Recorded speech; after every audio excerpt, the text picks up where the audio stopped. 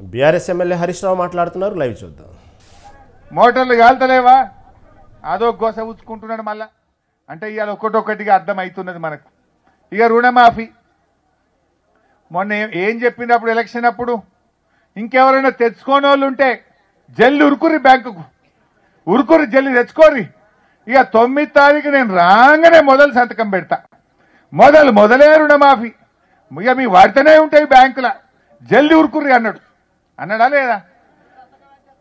ముందు సంతకమే అది అన్నాడు. మరి 9 తారీఖు బదులు 2 రోజుల ముందే ఎక్కిండు, 7 తారీఖు ఎక్కిండు. ఏడ ఎవరన్నా గుజుకపోతాడు అనుకున్నామో మొదలే ఎక్కిండు. ఎక్కినావు మంచిదే, మరి సంతకం ఏది? పెట్టలే. సప్పుడు లేదు, ఎన్నిసార్లు అడిగినా మాట్లాడతలేడు. పార్లమెంట్ ఎలక్షన్ వచ్చింది, నేను గట్టిగా పట్టిన పార్లమెంట్ ఎలక్షన్లల్లో. అరే ఏ ముఖం పెట్టుకొని ఓట్లు అడుగుతావా నువ్వు? మొదలు సంతకం పెడతా, 7 తారీఖే రుణమాఫీ చేస్తా అన్నావు, మళ్ళా ఏ ముఖం పెట్టుకొని పార్లమెంట్ ఎలక్షన్లలో ఎంపీ ఎన్నికలలో ఓట్లు అడుగుతావని బిగ్గరగా దొరకబట్టినా. బిడ్డ నీ సంగతి ఏంటి? నువ్వు పార్లమెంట్ ఎన్నికల్లో ఓటు అడగాలంటే నువ్వు రుణమాఫీ చేయాలి.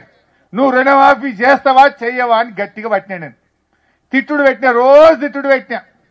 పెడితే మాట్లాడంగా మాటలు పెరిగినాక నేను మాట అన్నా, నువ్వు రుణమాఫీ చేస్తే ప్రతి రైతుకు అన్న మాట ప్రకారంగా రుణమాఫీ చేయి, అవ్వ తాతలకు 4000 పింఛన్ ఇయ్యి, మా అక్క చెల్లెలకు చెప్పిన మాట ప్రకారం 2500 ఇయ్యి, నేను రాజీనామా పెడతా అని చెప్పిన.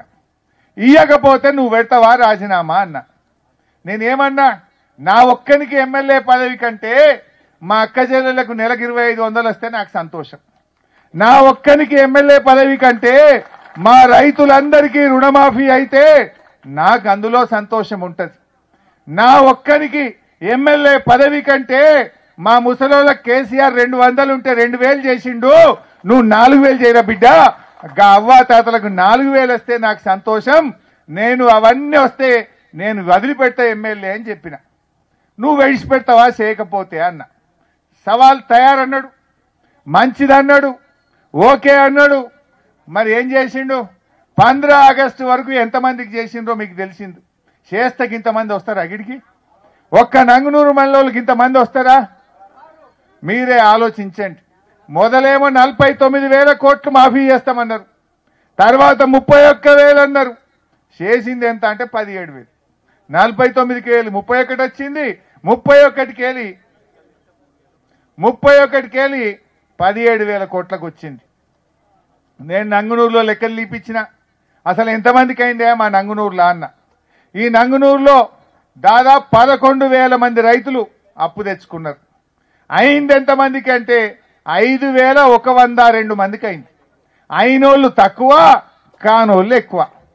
మరి ఉల్టా ఏమంటాడు హరీష్ రావు? ఆడ నిద్రపోతున్నావు, ఇంకెప్పుడు రాజీనామా చేస్తావు అన్నాడు. నేను ఆడ నిద్రపోతున్నా, నీ గుండెల్లో నిద్రపోతున్నా బిడ్డ, నిన్ను నిద్రపోనియా. మొత్తం మందికి రుణమాఫీ అయ్యేదాకా నిన్ను ఇడిచిపెట్ట రేవంత్ రెడ్డి, నీ గుండెల్లో నిద్రపోతా అని నేను చెప్పిన. మరి అయిందా మొత్తం? నిజానికి ఆయనతో ఆటానమందం ఎందుకైంది? నేను గట్టిగా ఎంబడ పడితే భయానికో భక్తికో ఇజ్జత్కో ఆ పార్లమెంట్ ఎలక్షన్ పుణ్యమని ఓ సగం అంతా చేసిండు, ఇంకా సగం అంతా మిగిలింది. ఇప్పుడు ఇడిచిపెట్టనా? ఈ మీటింగ్ ఎందుకు పెట్టినా? ఆయనతో అయ్యేదాకా ఆయనకు తెలవాలి. ఏడ నిద్రపోతుండో, కళ్ళు మూసుకున్నాడా, చెవులు వినబడతలేవా? రేవంత్ రెడ్డి ఒక్కసారి చూడు, ఇంట్లో ఉన్నారు ఇంటెలిజెన్స్ వాళ్ళు, పోలీసు వాళ్ళు మత్తుకున్నారు, ఫోటోలు తీస్తురు. ఈ ఫోటోలు పంపురా రేవంత్ రెడ్డికి. ఇగో ఇంతమందికి ఒక్కరికి నేను ఛాయ్ పోయలే, ఆటో పెట్టలే, ఎవరి సంతం వాళ్ళు వచ్చింది, ఇంతమంది వచ్చింది. వీళ్ళందరూ కూడా రుణమాఫీ కాలేదని వచ్చిండ్రు. రాండ్రి రేపు మనం మాట్లాడుకుందాం రుణమాఫీ కానోళ్ళంటే. వేల సంఖ్యలో నంగునూరు మండల రైతులు వచ్చిండ్రు ఈరోజు. అంటే ఇంతమంది రైతులకు ఇంకా రుణమాఫీ కాలే. హైదరాబాద్లో కూర్చొని ఏదో పెద్ద పెద్ద మాటలు మాట్లాడుతున్నారు. ఏం చేసిండు ఆయన? ఎన్ని మాటలు ఇచ్చిండ్రు? రైతు బంధు ఎగబెట్టే, రైతు భరోసా రాకపాయే, తులం బంగారం రాకపాయే, అవ్వాతాతలకు 4,000 పింఛన్ రాకపాయే, అక్క చెల్లెలకు మహాలక్ష్మి 2,500 రాకపాయే, ఉద్యోగస్తులకు డిఏ ఇయ్యకపాయే, పిఆర్సీ ముచ్చట్నే లేదా?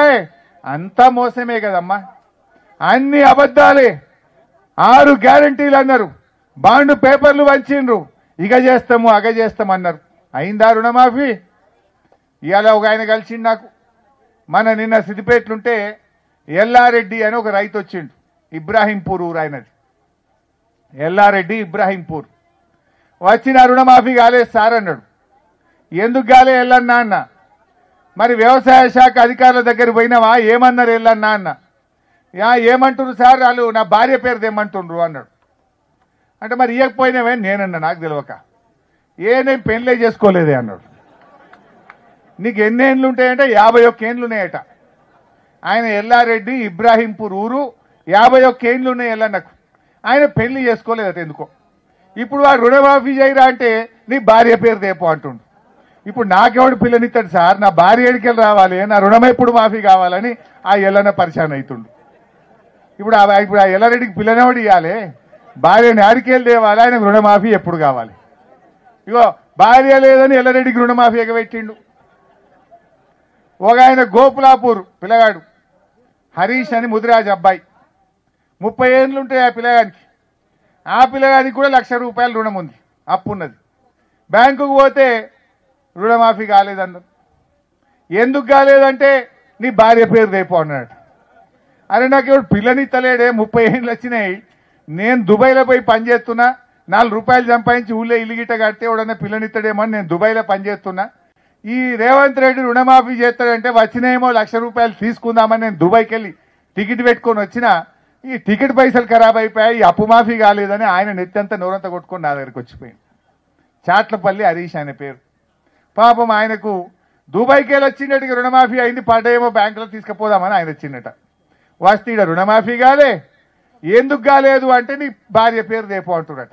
30 ఏండ్ల పిల్లగాడు, పిల్లలేమో ఇయ్యలేదట. ఆయన దుబాయ్లో బతుకుతుండు. ఇప్పుడు పెళ్లి ఎప్పుడు కావాలి, రుణమాఫీ ఎప్పుడు కావాలి ఆయనకు. ఇంకొక అవ్వ మనెమ్మ, నారాయణరావుపేట ఊరు మనెమ్మ.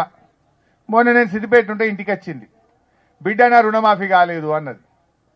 నేను ఏమైందని ఆ బ్యాంకు వాళ్ళకి ఫోన్ చేసిన, వ్యవసాయ శాఖ అధికారులకు ఫోన్ చేసిన. ఏమైందా ఈ మనెక్క ఫోను రుణమాఫీ కాలేదట, ఏమైంది అని ఆ మనెమ్మ గురించి వాళ్ళకి ఫోన్ చేసిన. ఫోన్ చేస్తే వాళ్ళు ఏమంటారు, సార్ వాళ్ళ భర్త ఆధార్ కార్డు తెమ్మంటే తెత్తలేదు అన్నారు. నేను మనెమ్మని అడిగిన, ఏమాయమ్మ ఆధార్ కార్డు అట తీసుకుపోయినామని నేనన్నా. అంటే ఆ మనెక్కేమన్నది, సార్ నా మొగడు 2010లో చచ్చిపోయిండు, ఈ ఆధార్ కార్డు 2011లో పుట్టింది, నేను ఎడికెళ్ళి తెత్తు అంటుంది. ఆధార్ కార్డు ఉట్టకముందే ఆమె భర్త చనిపోయిండు, ఇప్పుడు నువ్వు ఆధార్ కార్డు దే అంటే యాడికెళ్ళి తేవాలి మనకి. ఇప్పుడు ఏమన్నా మంత్రమే అన్నా, మాయ చేయాలన్నా? ఇవో గిట్లున్నది రేవంత్ రెడ్డి కథ.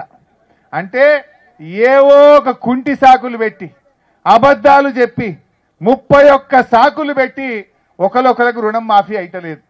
ఇగో మా పురేందర్ గారు,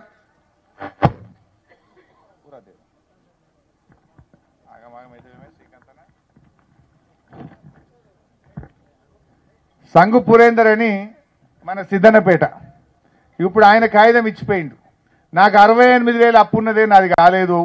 బ్యాంకుకు పోతే ఏమైంది పురేందర్ గారిది, ఆయన భూమి అమ్ముకున్నాడు మధ్యలో.